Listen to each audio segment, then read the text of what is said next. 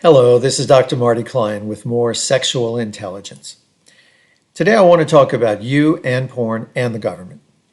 By the end of 2024, more than half of all Americans will live in states that require them to prove that they're adults in order to access most legal porn sites.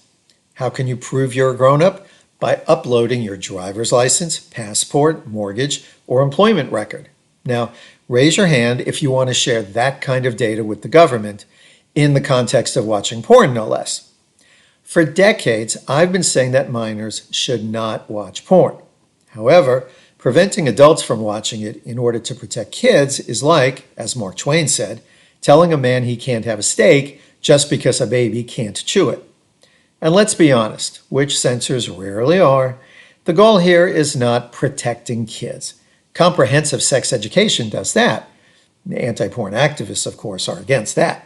But they have said that they want to limit adult porn viewing as much as legally possible. These age verification laws won't protect kids anyway. For starters, half of all kids use VPNs to disguise their location when browsing the internet. If you don't know what a VPN is, ask your teen or even your tween. For both minors and adults, that number will increase as these state laws multiply. In addition to VPNs helping consumers evade the law, there are other problems with these heavy-handed proposals of tech-deaf state legislatures. They don't cover social media platforms, where children are most likely to come across adult content. In fact, the new laws encourage the growth of free and pirated X-rated content on social media. They will stimulate the use of rogue porn websites that don't require age verification. And as part of a legislative power grab, these laws are deliberately vague. How is harmful to minors defined?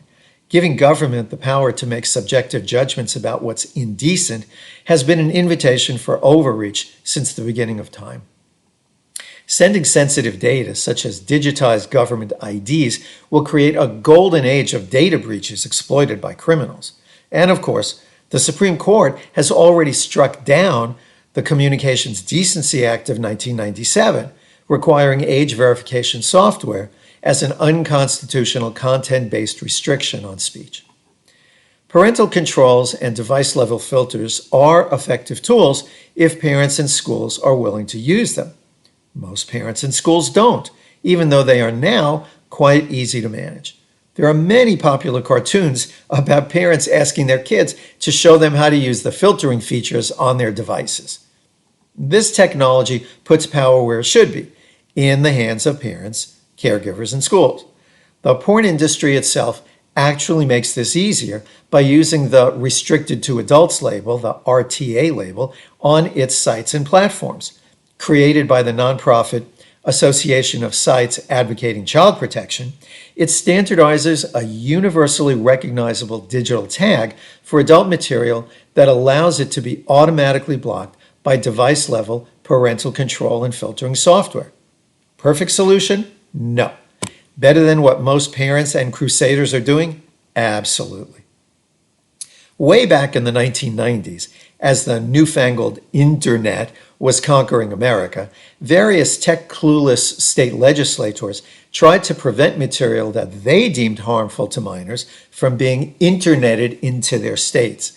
I was involved in lawsuits in New York, Arizona, and Michigan, which ultimately overturned these new laws. At the time, filtering software was developed to help parents, schools, and others limit what anyone could access on a given computer. The software was rudimentary, seizing the sites of breast cancer self-exams, Congressmember Dick Armey, gay rights, and gynecology textbooks in its net. It was touted as better than nothing, but still most parents, schools, and churches did not use it. Well, the software has changed dramatically. Parents, schools, and churches, however, have not. Many complain about porn on the internet, but they can't be bothered to block it on their kids' devices. Of the many teens who report seeing online pornography during the school day, a shocking 44% say they've seen it on a school-issued device. Age verification is the newest front in the war on sex that's been going on since this country's founding. It has succeeded in criminalizing birth control, even for married couples, mixed-race marriages, only legalized in 1967, sending sex toys through the mail, only legalized in 1986, and teaching accurate sex ed information in most American schools, which is still done only rarely. You may not want to watch porn, but when the government is empowered to control it, it strengthens the government's ability and resolve to control what you do want to watch. Some 20 U.S. states have already declared porn a public health hazard based on a narrative of danger and harm with very little basis in reality. But which porn user in their right mind is going to stand up and say, "I'm mad as hell and I'm not going to take it anymore"? Well, I'm Dr. Marty Klein. Thanks for joining me. Oh, I drop one of these videos every 3 or 4 weeks, so if you want to get pinged when I do, just click the subscribe button at the bottom, click the like button while you're at it. Thanks a lot.